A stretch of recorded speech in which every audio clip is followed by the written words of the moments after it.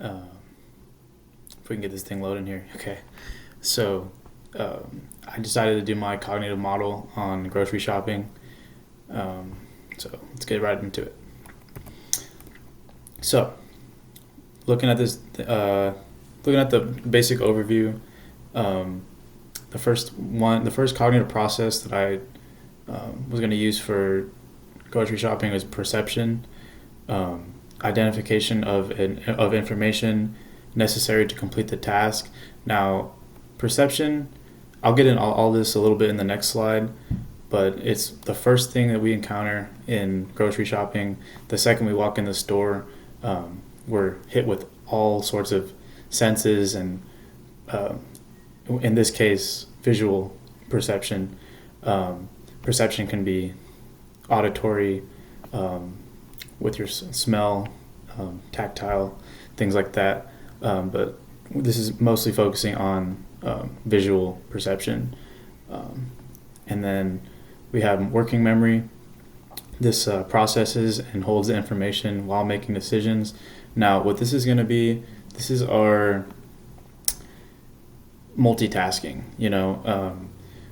Holding the shopping list while we're pushing the cart, subconsciously pushing the cart throughout the store to get to other places, thinking about time, how much time we have in the store, what we need to buy, your budget, things of that sort. Very important, probably the biggest step in the grocery shopping. And third, we have decision making, and this is selecting products while considering factors such as budget or preference. Like I said, I'll get into all this in the next slide in the diagram, but decision making basically, when it comes down to it, is whether you're going to get a certain product or not. This can range from preferences. When I say preferences, I mean, for example, a low carb, someone on a low carb diet, low fat diet, keto diet is going to have a different shopping list and different preferences, and is going to make different decisions than somebody who's not concerned with things of that sort. So, next slide. This is my diagram. As you can see, very clear, simple, straight to the point. First, visual perception. Like I said, you're going to walk into the grocery store, you're going to see a whole bunch of aisles, about 20 aisles of completely different things, and this is where you have to visually find your way around the store. Whether this is with the signs that are placed overhead saying, pastas on this side, or laundry detergents on this side. Our mind is going to have our mental perceptions guide us in the right way. That's when working memory kind of comes into this, but staying on visual perception, we're using this constantly. So like it says, packaging, product, brand, these corporations that make these products, they're trying to catch our eye, whether that's through colors, through names, fonts. They're going to try to get that visual perception as best as possible so that we can try to buy their product. And that's something that we as shoppers have to be wary about, that not just because something looks nice doesn't necessarily mean it's going to be a quality product. So that is the first step in this process. And that brings me to number 2, working memory. I touched on it a little bit before in the last slide, but working memory is going to have to deal with things such as, for example, shopping list, budget, navigation. We go to the grocery store weekly, some people daily, and we don't realize that our mind is constantly working. We're pushing a shopping cart with 20, 30, 40 other people in the store with us, and we're not even thinking about it when we're doing it. We're just pushing our cart, and we have multiple things going on in our minds at the same exact time, and this is when our working memory is working the hardest. it's calculating all types of things. If we're trying to stay under a budget, our working memory is constantly keeping numbers in our head. Like, hey, this is worth $2, $4, $6. Let's say your budget's $10 and you get two things worth $2 each. Your mind is subconsciously thinking and looking for things that are under $6, so you don't hit that budget. So your working memory is very vital in this diagram. And lastly, that brings me to number 3, and this is decision making. I could argue that decision making is just as important as working memory, and it very well could be. So when talking about decision making, you're really talking about the internal factors that are leading you to a certain decision, whether it to be to buy a product or to not buy a product. Other factors go into that, such as prices, actual need. So yeah, a lot of things go into this. Your mind is going to ask itself many different questions during this decision-making process. It's going to ask things like, is this an absolute necessity? Is this something I want? You got to think about other factors. Are you hungry when you're going to the store? It's been proven that if you go to the store hungry, you're more inclined to buy things you really shouldn't buy, or an excess of food or something like that. So you got to keep in mind that the mind is constantly thinking of things and has these factors weighing it to both sides, weighing on a decision.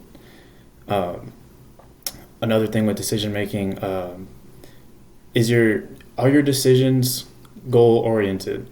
And what I mean by this is, when you're evaluating a product and you're looking at the price and you're looking at everything, all the factors, does it fall in your budget? Does it fall under a low fat category?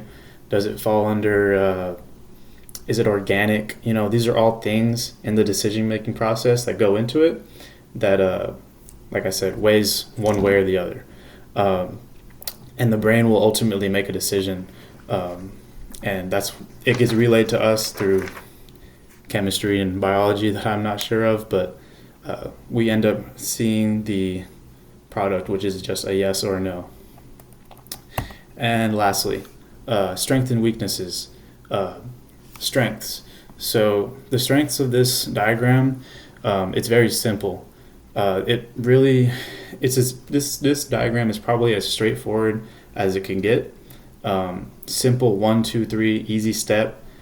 If you would stick to this in your grocery shopping, I guarantee you this is probably the most efficient grocery shopping you could possibly have.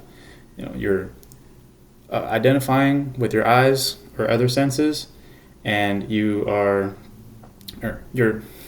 visualizing with your eyes. You're making a decision, or you are using other factors to influence the decision, and then finally making the decision. It's an easy loop that you can repeat, and this which brings me to repeatability. This diagram has a really good repeatability value.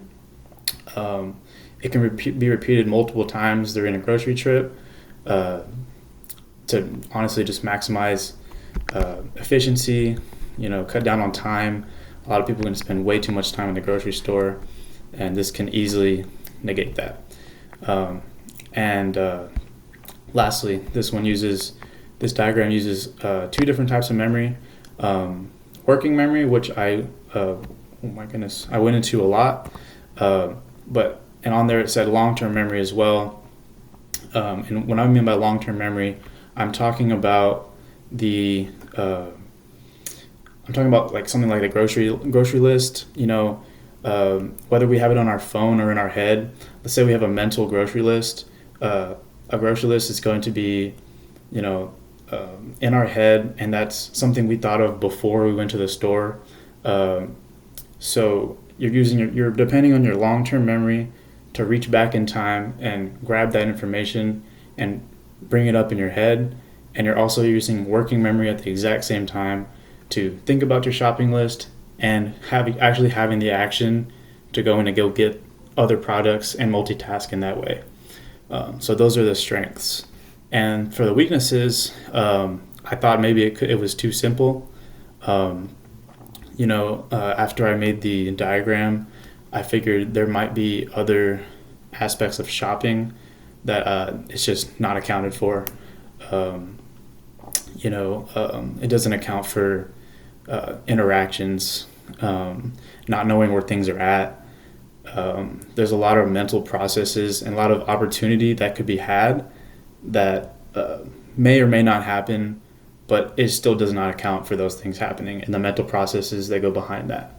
And lastly, I mainly focused on visual perception just because I had a good point with like brands and companies trying to make their products pop and like bring their products to life through color and fonts and things like that.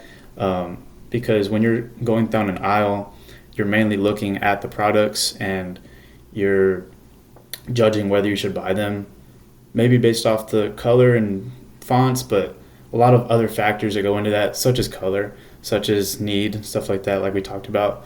But I just thought that other senses, other than visual, like I said, feel, touch, smell. If we smell a bakery going on early in the morning, it might influence you to buy something else. That's what I'm trying to get at with this. It doesn't account for other senses other than visual, which I thought was a weakness of the diagram. And this is my grocery shopping cognitive model, and thank you for watching.